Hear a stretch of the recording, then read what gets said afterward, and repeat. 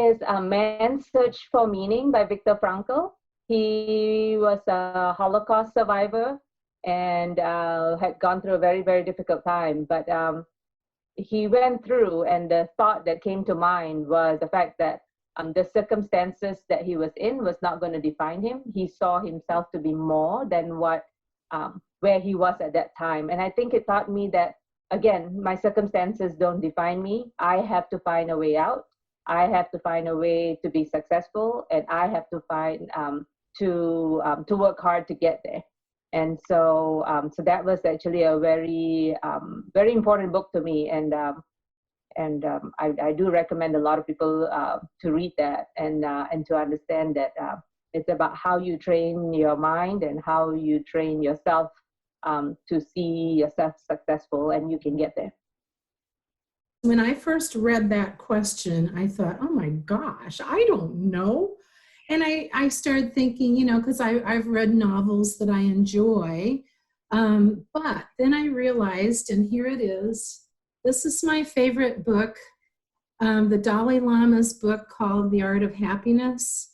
And this is where I get a lot of what I've said already from.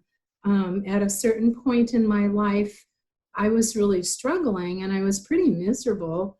And I found this book, and it just helped me so much.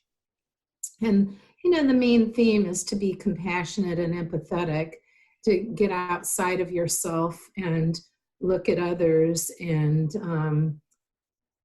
try to look at people with an open mind so that you're not judging. It's so hard to do that. I mean, we judge people all the time, but so when I got your list, I went through, I've gone, when I read this book, I underline stuff constantly in here. And so I read back through all of my underlined places. And it was really wonderful to come back to this book that had been so important to me earlier in my life, to revisit it. So that's the one, the Dalai Lama, awesome man. Mind and Society by Lev Vygotsky was one of my favorite books because it tells us, it shows us how we are influenced and we influence others, how everything works together. So it's a great book to raise awareness of how influence of other people are important in your life and how that can affect you.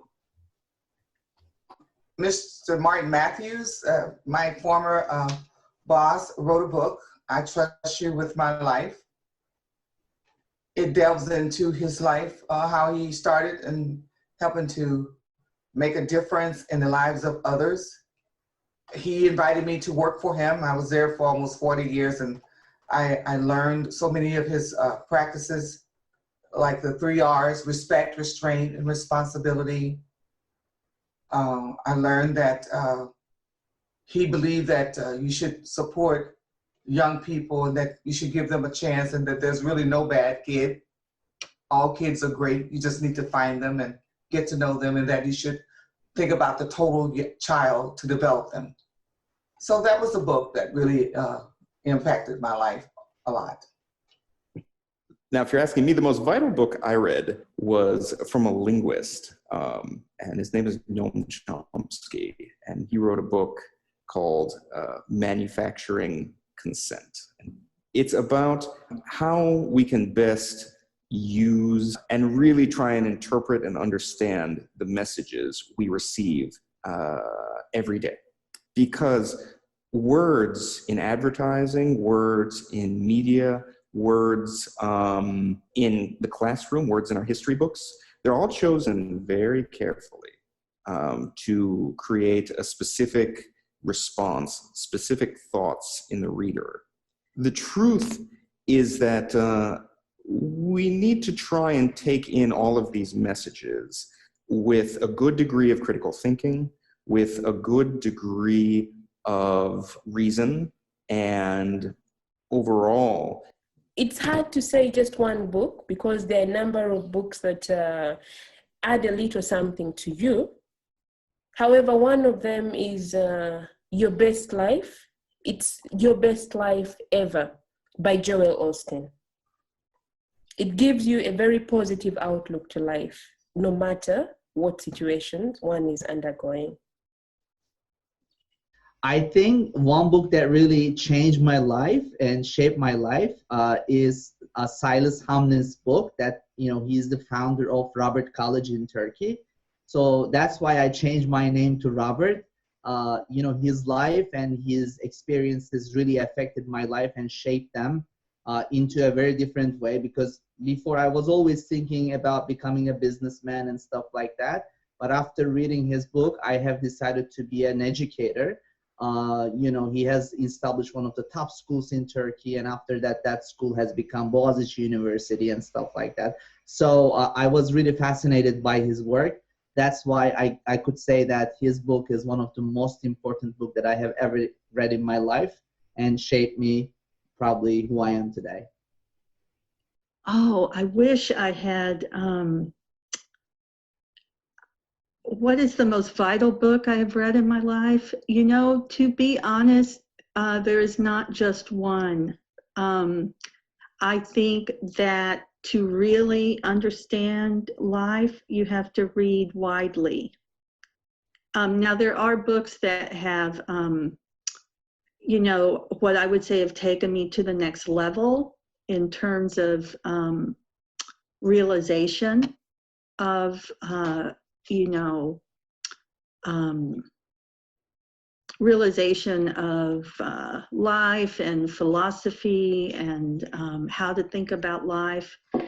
But just my personal opinion, there's not one book, because to truly be inspired about life, you want to read widely to find different perspectives and take from each of those.